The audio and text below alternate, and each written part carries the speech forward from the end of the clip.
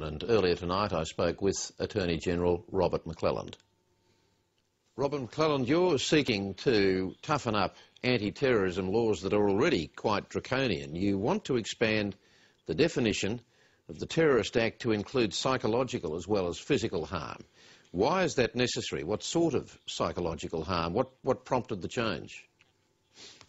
Really advice, but people can suffer most certainly psychological harm as well as physical harm. I mean, the evidence of people seeing traumatic events, seeing people injured, the fear of that occurring can most certainly cause psychological harm. And at the end of the day, one of the modes of operation of terrorist organisations is trying to evoke fear and insecurity in societies, those emotions, of course, being psychological.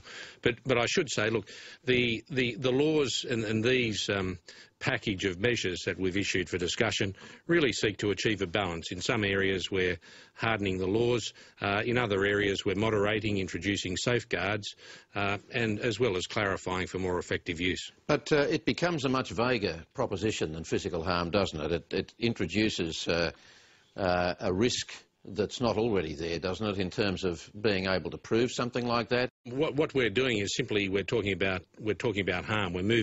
We're removing the descriptor of physical. So it talks about threat. It's actually a threat to cause harm to a person. Now, by not restricting it to physical harm, clearly the courts would then be entitled to consider, if the evidence was adduced, that the person intended to cause a psychological harm, widespread panic in the community, widespread fear in the community.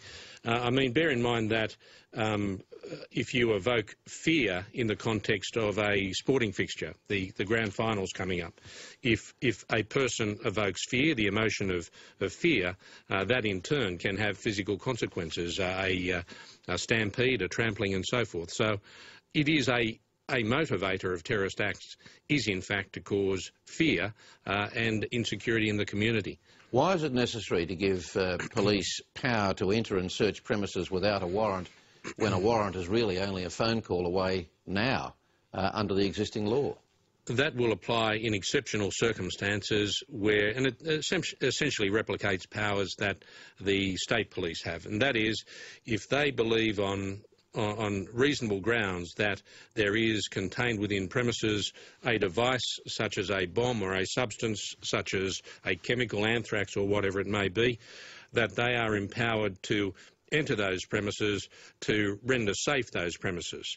The safeguard is that they are not permitted, as a result of that entry without a warrant, to undertake law enforcement evidence gathering tasks. They have to seal the premises and they have to go away to obtain a warrant. But the whole thrust and intent of that particular suggestion is to enable police to render a premises safe and specifically, obviously, to address some explosive device or material or another dangerous substance such as a dangerous chemical. You said today that events of recent weeks demonstrate that terrorism continues to pose a significant threat to Australia and Australian interests both here and abroad. Can you clarify whether you're referring in part to the recent arrest in Melbourne? Because if you are, that would suggest that you as Attorney-General are presupposing guilt where none has yet been proved, wouldn't it? What I'm referring to, everyone, we have a presumption of innocence in this country, and any person charged with a criminal offence is entitled to that presumption of innocence. But we've seen certainly 3 Australians killed in the Jakarta bombings, and certainly we've seen successful prosecutions that have occurred in Melbourne. The current defendants, the current accused, are entitled to the presumption of innocence. So just to clarify, you're saying categorically that you were not referring to anyone in those recent arrests in what you've said today? That's the case. Emphatically, anyone charged with a criminal offence under our system of justice is entitled to the presumption of innocence, and that is the case with any accused. You say at the outset that there's no greater responsibility of government than to protect the safety and security of its citizens. If you followed that logic far enough, you'd ban motor cars and kitchen knives. Aren't other basic rights of citizens as important as those rights to protect?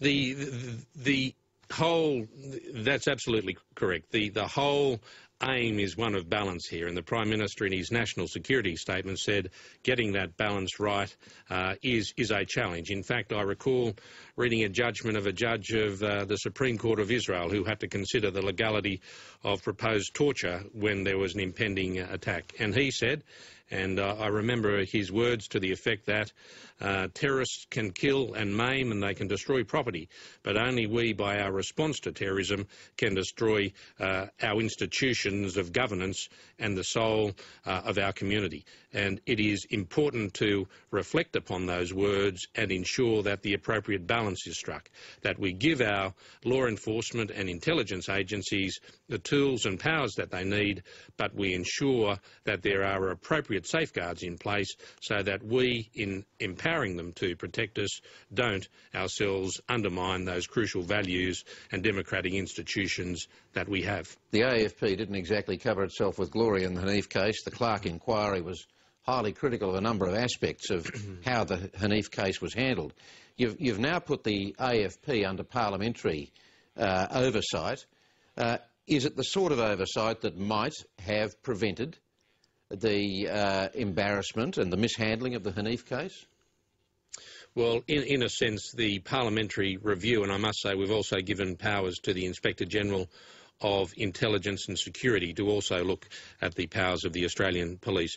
The reality is that the inquiries into police action would occur after the event, but clearly lessons would be learned. We have, however, introduced a number of safeguards.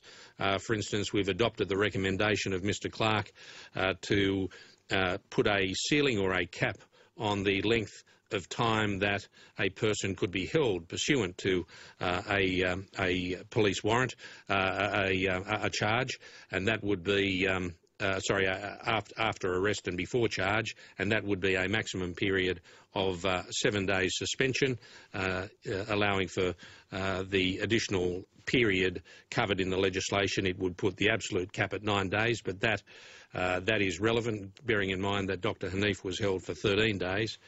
We've also introduced safeguards so that before an application is made to suspend the questioning period, it has to be approved by a senior officer above superintendent, and the application has to be made to a magistrate. So there are a number of safeguards that we've introduced, obviously arising specifically from the recommendations of Mr Clark in respect to his inquiry to that matter. Robert McClelland, thanks for talking with us.